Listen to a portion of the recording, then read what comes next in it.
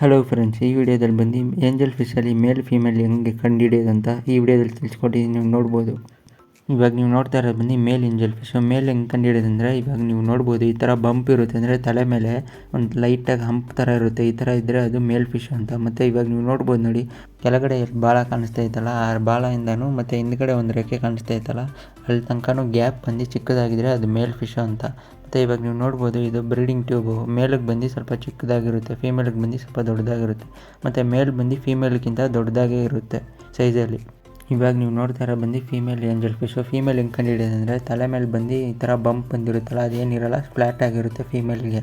ಮತ್ತು ಇವಾಗ ನೀವು ನೋಡ್ಬೋದು ಈ ಗ್ಯಾಪ್, ಅದೇ ಹೇಳಿದ್ನಲ್ಲ ಮೇಲಿಗೆ ಹೆಂಗೈತೆ, ಈ ಸೆಂಟ್ರಲ್ ಗ್ಯಾಪ್ ಬಂದು ಸ್ವಲ್ಪ ದೊಡ್ಡದಾಗಿದ್ದರೆ ಅದು ಫೀಮೇಲ್ ಅಂತ ಅರ್ಥ.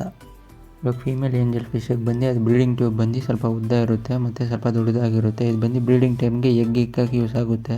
ಮತ್ತು ಅದು ಬಂದು ಕ್ಲೀನಾಗಿ ನೀವು ಕೆಳಗಿಂದ ನೋಡಬೇಕಿಲ್ಲ, ಮೀನನ್ನ ಬಂದು ಕೈಯಲ್ಲಿ ಹಿಡ್ಕೊಂಡು ಉಲ್ಟಾ ತಿರುಗಿಸಿ ನೋಡಿದ್ರೆ ಗೊತ್ತಾಗುತ್ತೆ. ಇವಾಗ ಬಂದು ಏಂಜಲ್ ಫಿಶಲ್ಲಿ ಬಂದು ಮೇಲ್ ಫೀಮೇಲ್ ಕಂಡುಹಿಡಿಯೋದು ಬಂದು ಸ್ವಲ್ಪ ಕಷ್ಟನೇ. ಅಂದರೆ ಅದು ಮೀನನ್ನ ನೋಡ್ತಾ ಇರಬೇಕು ಒಂದು 10 ನಿಮಿಷ ತನಕ. ಅದು ಕರೆಕ್ಟಾಗಿ ನೋಡ್ತಾ ಇದ್ದರೆ ಅದು ತಲೆ ಮೇಲೆ ಬಂಪ್ ಇದ್ದರೆ ಅದು ಮೇಲು, ಇಲ್ಲ ಅಂದರೆ ಅದು ಫ್ಲ್ಯಾಟ್ ಆಗಿದ್ದರೆ ಫೀಮೇಲು. ಮತ್ತು ಆ ಥರ ನೋಡ್ತಾ ಇದ್ರೇ ಗೊತ್ತಾಗುತ್ತೆ. ಮತ್ತು ಅದು ಬಂದು ಏಂಜಲ್ ಫಿಶಲ್ಲಿ ಬಂದು ಚಿಕ್ಕ ಸೈಜಲ್ಲಿದ್ದರೆ ಅದು ಮೇಲ್ ಫೀಮೇಲ್ ಕಂಡುಹಿಡಿಯೋದು ಕಷ್ಟ. ಅದು ಬಂದು 10 ತಿಂಗಳು ಆಗಿರಬೇಕು, ಅಂದರೆ ಸ್ವಲ್ಪ ದೊಡ್ಡ ಮೀನು ಆಗಿರಬೇಕು, ಆವಾಗಲೇ ಕಂಡುಹಿಡಿಯೋಕ್ಕಾಗೋದು. ಮತ್ತು ಫೀಮೇಲ್ ಬಂದು ಸ್ವಲ್ಪ ಬ್ರೀಡಿಂಗ್ ಟೈಮಲ್ಲಿ ಬಂದು ಹೊಟ್ಟೆಲಿ ಸ್ವಲ್ಪ ದೊಡ್ಡದಾಗಿರುತ್ತೆ. ಏನಕ್ಕಂದರೆ ಅದು ಹೊಟ್ಟೆಲಿ ಬಂದು ಮೊಟ್ಟೆಗಳಿರುತ್ತೆ, ಅದಕ್ಕೆ ಸ್ವಲ್ಪ ದೊಡ್ಡದಾಗಿ ಕಾಣಿಸುತ್ತೆ. ಮತ್ತು ಮೇಲ್ ಆದರೆ ಸೈಜಲ್ಲಿ ಬಂದು ಫೀಮೇಲ್ಗಿಂತ ದೊಡ್ಡದಾಗಿ ಕಾಣಿಸುತ್ತೆ. ಮತ್ತು ಮೇಲ್ ಬಂದು ಬೇಗನೆ ಬೆಳೆಯುತ್ತೆ ಫೀಮೇಲ್ಗಿಂತ.